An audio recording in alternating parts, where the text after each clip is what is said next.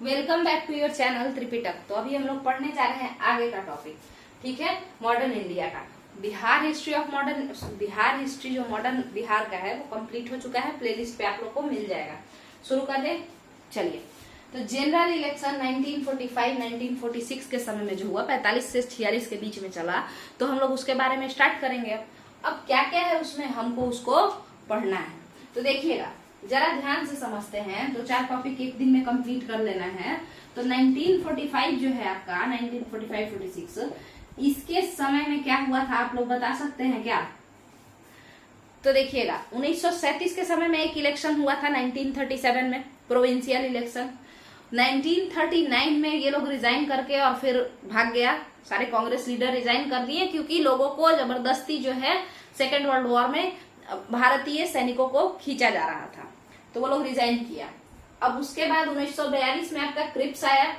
Cripps कहा कि भाई इलेक्शन करवाएंगे, और वो भी तो अभी तक तो तुम स्टेट लेवल पे इलेक्शन कर रहे थे, एमएलए बन रहे थे, विधायक बन रहे थे, तो सीधे सांसद बनवाएंगे, सेंट्रल लेवल पे भी इलेक्शन करवाएंगे, एमपी बनवाएंगे।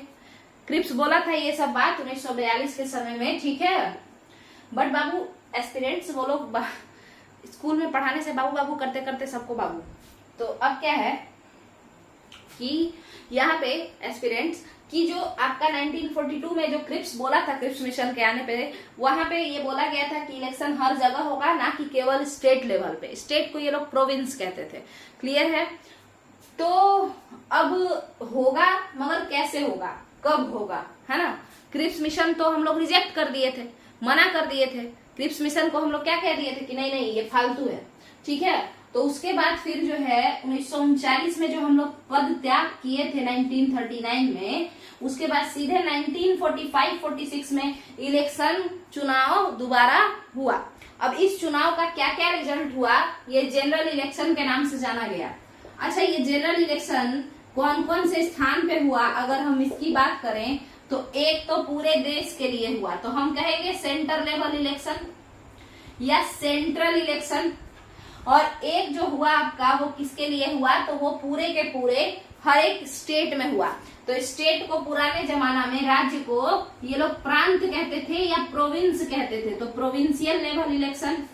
जैसे उत्तर प्रदेश को ये लोग उत्तर प्रदेश ना कह के क्या कहते थे बताइए? उत्तर प्रदेश को उत्तर प्रदेश ना कह के यूनाइटेड प्रोविंस कहते थे। मध्य प्रदेश को मध्य प्रदेश ना कह के सेंट्रल प्रोविंस कहते थे, क्लियर है। तो 2 लेवल पे इलेक्शन होना शुरू हो गया। अब हम लोग को ये जानना है कि पिछले बार जो रिजल्ट रहा था, जिसमें मुस्लिम लीग का बड़ा बेइज्जती हुआ था, मुस्लिम लीग कहीं भी मेजॉरिटी नहीं पा पाई थी, यानी कहीं भी फुल वोट इन लोगों को नहीं मिला था, है ना। जो सिंपल मेजॉरिटी होता है, आधा से अधिक सीट, तो आधा से अधिक सीट ये लोग कहीं नहीं जीत पाया था। कहीं कहीं पे महागठबंधन करके ये लोग सरकार बनाया था, कोलिजन गवर्नमेंट बनाया था, ठीक है। मगर ये वाले इलेक्शन में आखिर क्या रिजल्ट रहा, वो तो 1937 में इतना बेइज्जती हुआ ना मुस्लिम लीग का। अभी इस वाले इलेक्शन में आखिर क्या हुआ, आप लोग बता सकते हैं क्या? तो 1937 की बेइज्जती जीना याद किए कि भाई वोटिंग में तो हमको बड़ा खराब वोट मिला है, इसका मतलब है कि जीवन भर जो है हम नेता नेता खेलते रह जाएंगे, मुस्लिमों को फोड़ते रह जाएंगे, और हम रहेंगे क्या, तो वही केवल हम ज्यादा से ज्यादा बनेंगे तो कोई गृह मंत्री बन जाएंगे किसी राज्य के, या फिर किसी बहुत ज्यादा भी बनेंगे तो मुख्यमंत्री बन जाएंगे किसी मुस्लिम डोमिनेटेड राज्य के, क्लियर है। अब उनको बनना था प्रधानमंत्री, बड़ा एम्बिशियस आदमी थे वो, है ना, कि भाई चलो लूट मचा करके कम से कम प्रधानमंत्री का तो पोस्ट ले लें। तो जिना जो थे उनको बनना था प्रधानमंत्री। और 1937 का इलेक्शन जो हुआ था बाबू, वो 1937 का इलेक्शन तो इनके पूरे उम्मीदों पे ही पानी फेर दिया। 1937 के इलेक्शन का रिजल्ट, जिसमें कि इन लोगों को स्टेट लेवल पे भी, प्रोविंशियल लेवल पे, प्रांतीय स्तर पे भी मेजॉरिटी नहीं मिला। और वो भी बताइए, कितना शर्म का बात है कि मुस्लिम मेजॉरिटी स्टेट जो थे वहां पे इन लोगों को, आपको पता है, मुसलमानों के लिए सीट रिजर्व था, सेपरेट इलेक्टोरेट का कॉन्सेप्ट था ना, विशेष प्रतिनिधित्व दिया जा रहा था। उसके बावजूद भी मुस्लिम मेजॉरिटी जगहों पे भी जिना को मेजॉरिटी हासिल नहीं हुआ, मतलब कि सिंपल मेजॉरिटी, आधा से ज्यादा सीट जो होता है, आधा से एक अधिक, वो सीट इनको नहीं मिला।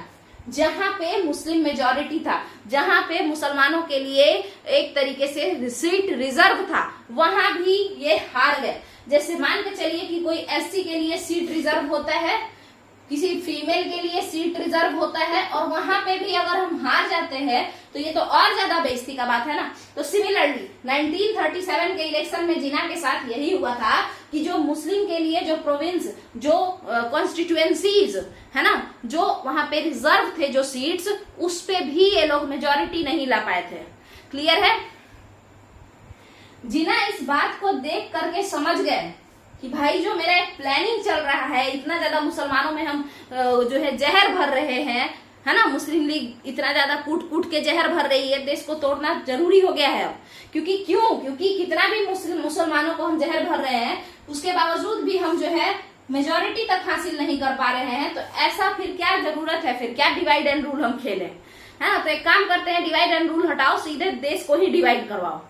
और तभी 1940 के समय में 1940 के लाहौर अधिवेशन, Lahore session of Muslim League in 1940, Jinnah क्या बोले, जिना मुस्लिम लीग के लाहौर अधिवेशन में सीधे डिमांड कर दिए कि पाकिस्तान चाहिए, अब मुसलमानों के लिए एक अलग देश चाहिए, वहां पे केवल मुसलमानों का ही राज होगा और वो पाकिस्तान होगा। पाकिस्तान मतलब पाक मतलब पवित्र होता है, उर्दू में पाक बोलते हैं, ठीक है। तो पाक मतलब पवित्र होता है, तो समझ जाइए आप। तो ये सब जो एक तरीके से मान के चलिए पूरा एक तैयार किया गया एक एजेंडा, पॉलिटिकल एजेंडा।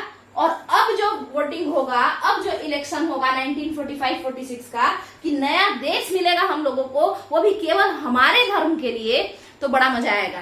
क्योंकि हिंदुस्तान हिंदुस्तान ये लोग कहता था, तो कहीं ना कहीं कि हर एक मुस्लिम को ये बात आहत करता होगा कि नाम इसका हिंदुस्तान क्यों है, क्या केवल यहाँ हिंदू ही रहते हैं क्या।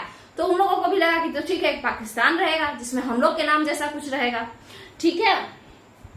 तो कुल मिला जुला करके बहुत सारा राजनीति करने के बाद जिना जो है 1945-46 के इलेक्शन में बहुत सारे मुसलमानों को प्रभावित कर ही देते हैं। और उसके बाद जो होता है आपको कि 1945-46 के जनरल इलेक्शन में क्या रिजल्ट आता है, कांग्रेस कितना जीतती है, कितना मुस्लिम लीग जीतता है, अब उसको हम लोग देखेंगे।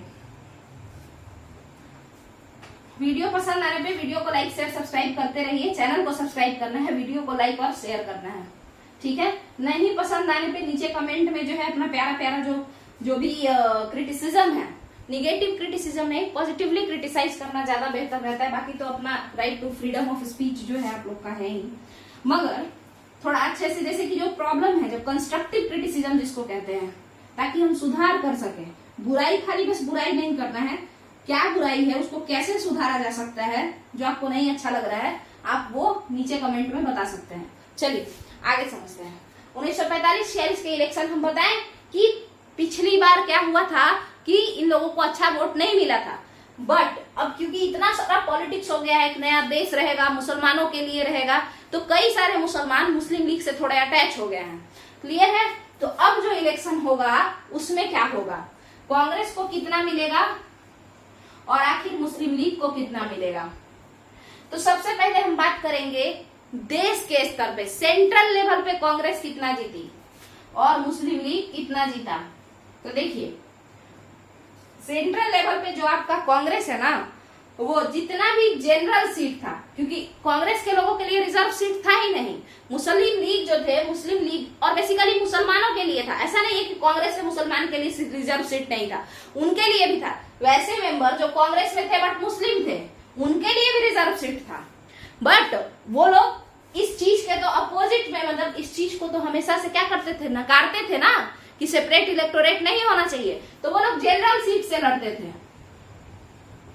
और पूरे जनरल सीट का कांग्रेस 91.3%, 91.3% सीट वोट, 91.3% वोट पूरे जनरल सीट का कांग्रेस जीत जाती है। बहुत बड़ी जीत है ये। 91.3% वोट पूरा जो जनरल सीट था, रिजर्व सीट से नहीं, जनरल सीट से, उसका 91.3% जो वोट है वो कांग्रेस जीतती है।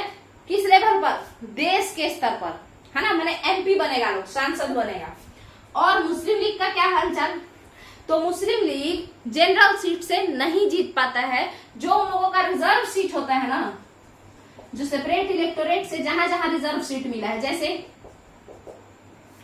जैसे बताइए बंगाल है, सिंध है, बंगाल में भी जो जो आपका बांग्लादेश है, बांग्लादेश वाला जो रीजन है, वहां पे बहुत ज्यादा मुसलमान थे। सिंध में भी बहुत ज्यादा मुसलमान थे। क्लियर है? तो जहां जहां पे जो सेपरेट इलेक्टोरेट है, रिजर्व सीट बहुत ज्यादा है मुसलमानों के लिए, वो पूरा का पूरा रीजन मुस्लिम लीग जीत जाता है। क्लियर है? बंगाल और मतलब ये हिंदी वाला और है कॉमा, दोनों जगह बंगाल और सिंध में मुस्लिम लीग को मेजोरिटी मिलता है। क्या क्लियर है? सेंट्रल लेवल पे तो है ही, उसके अलावा बंगाल और सिंध प्रोविंशियल लेवल पे ये लोग जीतते हैं। सेंट्रल लेवल पे किसका ज्यादा दबदबा है आप देख लीजिए, 91.3% वोट अगर कांग्रेस को मिला है तो सरकार किसकी बनेगी? क्या मुस्लिम लीग की सरकार बनेगी क्या? 51% पे 51% पे जो है वोट अगर मिल जाए तो सरकार बन जाती है। तो यहाँ तो 91% है, 91% है, और ऐसे कहिए तो 92%। तो यहाँ पे रिजर्व सीट जो था प्रोविंशियल लेवल पे, मुस्लिम लीग सेंट्रल लेवल पे तो हार गई है ना, इतना ज्यादा वोट तो कांग्रेस को मिल गया है ना। अब बात करते हैं प्रोविंशियल लेवल पे, प्रांतीय स्तर पे यानी राज्य स्तर पे। तो राज्य स्तर पे हर जगह कांग्रेस जीतती है, बहुत सारे जगह। कहां कहां नहीं जीती? तो मुस्लिम लीग के पंजाब में और एक सेकेंड, मुस्लिम लीग के बंगाल में और सिंध में, यहाँ पे पहले ही से बहुत सारा यहाँ पे जो है सीट रिजर्व था, तो इसीलिए यहाँ पे मुस्लिम लीग जीत जाती है मेजोरिटी से। क्लियर है? इसके अलावा जो आपका पंजाब है, जहाँ पे भी मुसलमानों के लिए बहुत सारा सीट रिजर्व था, तो यहाँ पे ना तो कांग्रेस जीत पाता है ना ही मुस्लिम लीग जीत पाती है। तो फिर क्या होगा यहाँ पे बताइए? तो यहाँ पे लोकल पार्टीज जीतते हैं, यूनियनिस्ट पार्टी माने राज्य लेवल का पार्टी और प्लस अकाली दल, ये दोनों मिल करके अपना क्या करता है, गठबंधन करके कोलिजन फॉर्म ऑफ गवर्नेंस बनाता है यहाँ पे पंजाब में। क्लियर है? तो बंगाल सिंध में मुस्लिम लीग मेजोरिटी से जीत जाता है। क्यों जीतता है? क्योंकि यहाँ पे पहले ही से रिजर्व है सीट। और पंजाब में ना तो मुस्लिम लीग को मेजोरिटी मिलता है ना ही कांग्रेस को मेजोरिटी मिलता है, बेसिकली किसी को मेजोरिटी नहीं मिलता है। तभी तो दो लोग आपस में मिल करके सरकार फॉर्म कर रहे हैं, यूनियनिस्ट पार्टी और अकाली दल। क्या क्लियर है 1945-46 के इलेक्शन का रिजल्ट? तो अब हम लोग आगे चलते हैं। अब एक टॉपिक जो आपका है वो है RIN रिवॉल्ट। ये क्या है इसको समझते हैं। रॉयल इंडियन नेवी, RIN, ठीक है। यहाँ ये आप लोगों को समझ में आया क्या? जो रिजल्ट है ऊपर वहां पे लिखा हुआ है कि मुस्लिम लीग जो है एवरी रिजर्व सीट जीत गया है ना, और प्रोविंसेस में क्या जीता? तो मुस्लिम लीग बंगाल और सिंध को जीता, मेजोरिटी से जीता। पंजाब में तो कोलिजन गवर्नमेंट फॉर्म हुआ यूनियनिस्ट और अकाली का। तो यही सब था। क्यों जीता हम ये भी बता दिए। पिछले बार तो बड़ा बहुत ही बेइज्जती वाला हार हुआ था 1937 के इलेक्शन में, बट उसके बाद जिना जो है खेलने लगे ना, वो बोले मुसलमानों के लिए एक अलग राज्य, एक देश बनाएंगे सीधे हम, वहां पे केवल मुसलमानों का राज्य होगा। ये सब करके जो है मुसलमानों को वो बेवकूफ बनाना शुरू किए। उनको क्या पता था कि वहां पे आतंकवादियों का राज होगा, मुसलमानों का राज नहीं होगा। सीधे साधे मुसलमान वहां जाके केवल क्या होंगे, परेशान होंगे। चलिए यहाँ पे देखते हैं आगे।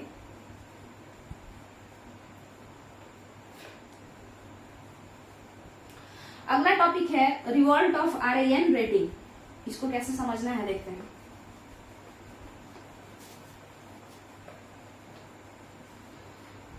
हुआ क्या कि सेना में तो सबसे ज्यादा कौन से लोग रहते थे, क्या आप लोग को पता है? ये सब भूल जाइए, ये ऊपर का छोड़िए, यहां से समझते हैं। सबसे ज्यादा सेना में कौन से लोग रहते थे? तो ध्यान से सुनिएगा। अगर अंग्रेज अपने यहाँ का सेना लाएगा, अपने यहाँ से किसी सैनिक को लाएगा, तो उसको पेमेंट ज्यादा देना पड़ेगा, क्योंकि उन लोगों का खर्चा भारतीयों के खर्चा से, जो विदेशी लोग हैं, वेस्टर्न लोग हैं, उन लोगों का कल्चर थोड़ा सा कैसा है, खर्चीला कल्चर है। हम लोग का तो सेविंग मोड चलता है, मतलब अगर 2 पैसा कमाते हैं तो उसमें से 1.5 पैसा बचाना है, आधा पैसा ही खर्च करना है ना। और हम लोग ज्यादा, देखिए आपको बता दें कि वर्क फोर्स यानी लेबर, हम लोग ज्यादा काम करते हैं और हम लोग को ज्यादा काम करना आता भी है। समझ में नहीं आया होगा, समझते हैं। देखिए हम लोग जो है ज्यादा देर तक काम कर सकते हैं उन लोगों से, वेस्टर्न कल्चर, वेस्टर्न लोगों से, माने विदेशी लोगों से, यानी यूरोपियन से, अमेरिकन से। वो लोग उतना देर तक काम नहीं करता है। वो लोग चाहता है कि भाई हम वर्क लाइफ बैलेंस लेकर के चले, बहुत ज्यादा खटे नहीं। क्लियर है? तो हम लोग ज्यादातर काम कर सकते हैं ज्यादा देर तक काम कर सकते हैं और ज्यादातर काम कर सकते हैं। ज्यादातर काम जैसे आप देखेंगे कि आप अपने यहाँ एक स्टाफ रखें और हो सकता है कि वो स्टाफ को पंखा लगाना भी आता हो, बॉल लगाना आता हो, पंखा बनाना आता हो, उसके साथ साथ सीढ़ी वगैरह भी अपना थोड़ा बहुत देख लेता हो, थोड़ा बहुत टीवी वगैरह भी जो है बना लेता हो, यानी कि बहुत सारा काम एक साथ, है ना। गाय वगैरह का भी ख्याल रख लेता हो, गाड़ी भी चला लेता हो, तो बहुत सारा काम, ड्राइवर का भी काम कर ले रहे हैं, ये वो सारा काम, तो बहुत सारा काम हम लोग एक साथ कर लेते हैं। हम लोग जनरलिस्ट होते हैं, किसी भी चीज के विशेषज्ञ नहीं बनते हैं इंडियन। ज्यादातर इंडियन किसी भी चीज के स्पेशलिस्ट नहीं होते हैं, बट हम लोग हर काम को थोड़ा थोड़ा जानते हैं, ठीक है। वही विदेश में ज्यादातर लोग किसी एक चीज को बहुत अच्छे से जानते हैं, बाकी हर एक चीज वो नहीं जानते हैं। क्लियर है। और विदेश के जो लोग हैं वो कैसे होते हैं, तो वो लोग होते हैं वर्क लाइफ बैलेंस चाहिए होता है उनको। मतलब कि भाई हम काम तो करेंगे बट आराम भी उतना ही चाहिए, जितना हम काम कर रहे हैं उतना ही हमको पैसा चाहिए, उतना ही हमको आराम चाहिए। अब आराम के लिए आपको पेमेंट तो बढ़ाना पड़ेगा, बहुत देर तक ये लोग खटेंगे ही नहीं, पेमेंट जितना दोगे उतना ही ये लोग अपना रिजल्ट देते हैं, तो यहाँ पे पेमेंट भी ज्यादा लगेगा। फिर क्या ब्रिटिशर्स उतना दूर से, नॉर्मल लोग जो सैनिक थे उतना दूर से यहाँ पे इनके यहाँ काम करने आते, ज्यादातर लोग आना नहीं चाहते थे, ठीक है। तो ये भी हो गया पेमेंट। उसके अलावा लोग आना भी नहीं चाहते थे क्योंकि कल्चर अलग है, लोगों का बातचीत समझ में नहीं आता है, तो ज्यादातर अंग्रेज नहीं आना चाहते थे। क्लियर है। दूसरा, काम भी वो लोग कम करते हैं, हम लोग ज्यादा करते हैं। खाना कैसा भी दे दो हम लोग खा लेते हैं, वो लोग लग्जरियस खाना खाते हैं, ठीक है। हम लोग उतना ज्यादा ये नहीं है। देखिएगा कितने सारा लोग चावल दाल नॉर्मल चोखा भी खा लिए, है ना। बिहार साइड में पानी भात और अचार, यानी पानी चावल और अचार डाल के उसमें नमक डाल के लोग खाते हैं, ठीक है। ज्यादातर लोग, मतलब ऐसा नहीं कह सकते कि सब लोग गरीबी के वजह से या जिस वजह से, बट खाते हैं, इधर चलता है। तो वैसे भी जो इंडियन है वो रह सकते हैं, बट इस तरीके से, इस तरीके के लाइफस्टाइल को कोई भी ब्रिटिशर्स या कोई भी यूरोपियन अमेरिकन ये लोग नहीं पसंद करेगा, वो लोग उससे अच्छा मरना पसंद करेगा। अब समझते हैं, तो इन लोगों में खर्चा कम है, किसमें, इंडियन में। इंडियन का खर्चा ही कम है तो उसको पेमेंट वैसे भी कम मिलेगा, है ना, क्योंकि वो अपने आप का कॉस्ट ही कम बता रहा है ना, तो कम मिलेगा पेमेंट, तो इस वजह से भी इसको रखा जाएगा। और क्या क्या कारण है, तो ये लोग ज्यादा मेहनती हैं तो इस वजह से भी रखा जाएगा। ये लोग बहुत सारा काम जानते हैं, इस वजह से भी रखा जाएगा। तो कुल मिला जुला के क्या हुआ कि इन सारे कारणों को देखते हुए कि इजिली अवेलेबल है, बहुत ज्यादा मेहनती भी है, उतना डिमांडिंग भी नहीं है, तो इन सारे कारणों को देखते हुए हम लोग क्या किए, मतलब ब्रिटिशर्स क्या किए कि अपनी सेना में भारतीयों को भर्ती करने लगे। अच्छा, भारतीयों के साथ प्रॉब्लम क्या था, गरीबी, पॉवर्टी इतना ज्यादा था कि लोग सोचे कि क्या होगा जो अपने ही किसी आदमी पे गोली चलाना हो, किसी भारतीय पे ही गोली चलाना हो, मगर कम से कम मेरे घर का लोग खाना तो सही से खाएगा, क्योंकि गरीबी बहुत ज्यादा थी, ठीक है। तो इसीलिए इंडियन के गरीबी का भी फायदा उठाया गया और यहाँ पे जो है भारतीयों को कहा क्या जो है पे अपॉइंट किया गया, मतलब जॉब पे रखा गया सैनिक के तौर पर। तो ये जो रिवॉल्ट हुआ, RIN रेटिंग रिवॉल्ट, ये जो RIN विद्रोह हुआ, ये विद्रोह क्या था, तो रॉयल इंडियन नेवी इसका नाम है, ठीक है। मतलब ये लोग भारत के ही आपके नौसेना में थे, कुछ सैनिक थे भारतीय नौसेना में, ब्रिटिश भारतीय नौसेना में, जब भारत ब्रिटिश का गुलाम था तब, तो ब्रिटिश भारतीय नौसेना में कुछ 9 सैनिक थे, मतलब आपका जल वाला जो है उसमें नेवी में थे, ठीक है। तो नेवी में थे, वहां पे ये लोग बहुत काम करते थे, सब चीज ठीक था, बट होता क्या था कि उस जहाज पे जहां ये लोग काम कर रहे हैं, हमिस तलवार उस जहाज का नाम था, HMISGALWAR। तो जहां पे ये लोग काम करने जाते थे ना, तो वहां पे इन लोगों का रहने सहने का ढंग बहुत खराब था, मतलब जो कंडीशन, जो लाइवलीहुड कंडीशन था, जो भी फैसिलिटी प्रोवाइड किया जा रहा था, खाना वगैरह बहुत ही लो ग्रेड का था। उसके सामने ही मान के चलिए एक आपका इंडियन सैनिक यहाँ पे बैठा है, उसके बगल में एक अंग्रेज अफसर बैठा है, तो इस अंग्रेज अफसर को भर पेट खाना मिलता था और टेस्टी खाना, और इसी जहाज पे जो इंडियन सैनिक है उसको गंदा खाना और ऊपर से भरपेट खाना भी नहीं मिलेगा।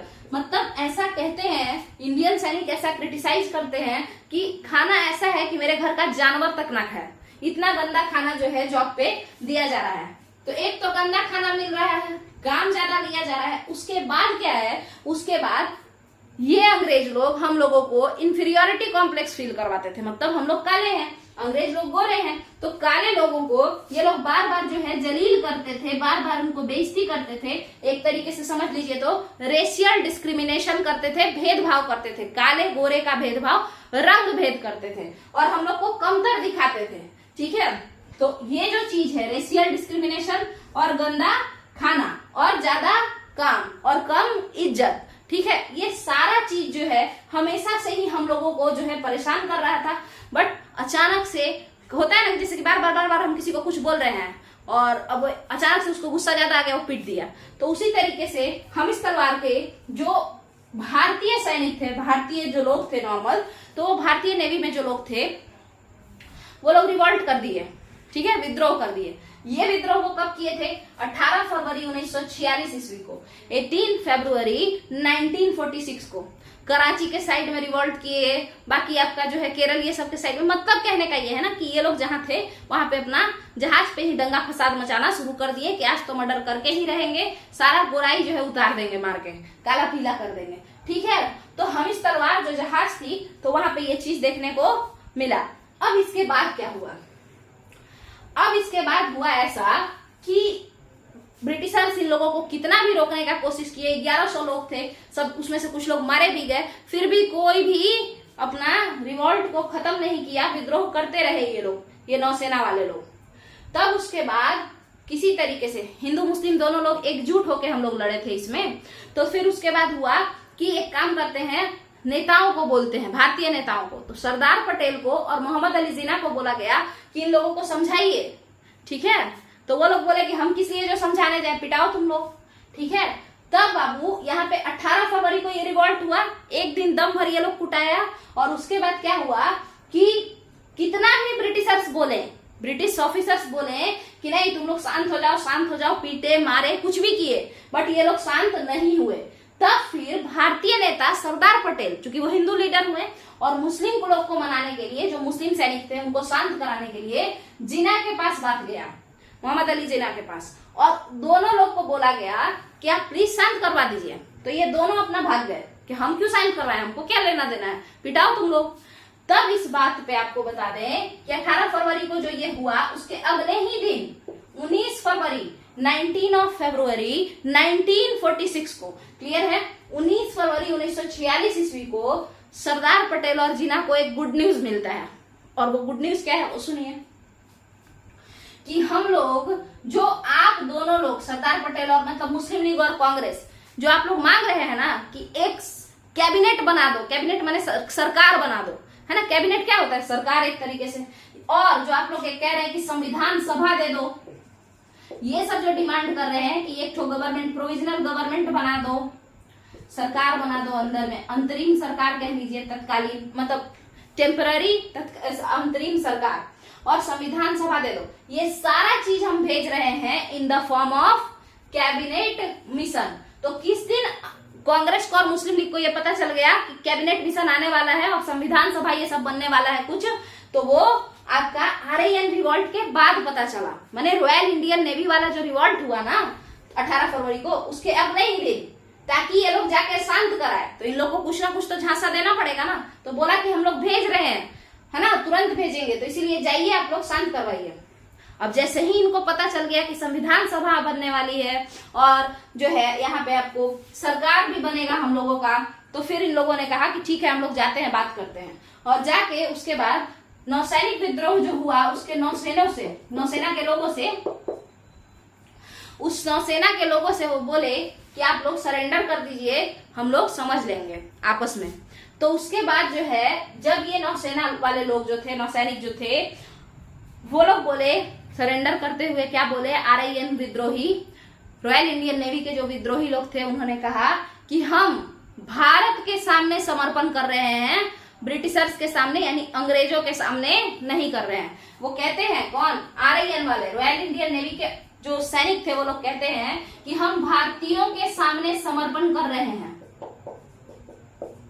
हम भारतीयों के सामने समर्पण कर रहे हैं, या कह लीजिए कि भारत के सामने समर्पण कर रहे हैं, अंग्रेजी सरकार के सामने नहीं कर रहे। क्योंकि वो किसके कहने पे समर्पण किए, सरदार पटेल और जिन्ना के कहने पे, और ये दोनों कौन थे, भारतीय थे। क्या क्लियर है? तो क्या आपसे अगर कोई पूछे कि कैबिनेट मिशन क्यों आया, मतलब कौन सा वो कांड हुआ जिसके वजह से कैबिनेट मिशन को भेजना पड़ा, तो वो कांड था RIN रेटिंग रिवॉल्ट, माने रॉयल इंडियन नेवी का विद्रोह।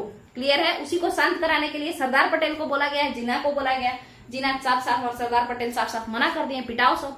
तो उसी पे बोला गया कि भाई तुम्हारे लिए हम कैबिनेट मिशन भेज देंगे, जाओ प्लीज सबको बोलो शांत हो जाए। और इस तरीके से जो है ये लोग शांत करवा दिए। उसके बाद ये लोग बोला शांत होने के बाद कि हम भारत के सामने समर्पण कर रहे हैं, अंग्रेजों के सामने समर्पण हम तो नहीं कर रहे हैं।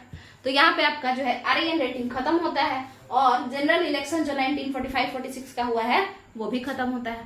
तो मेरे हिसाब से आपको ये पूरा समझ में आ गया होगा, एकदम अच्छे से क्लियर हो गया होगा कि कौन क्यों आया, कैसे कैसे हम लोग दबाव डाल के और जो है पॉलिटिक्स खेल के कुछ कुछ चीज बनवाते हैं, करवाते हैं।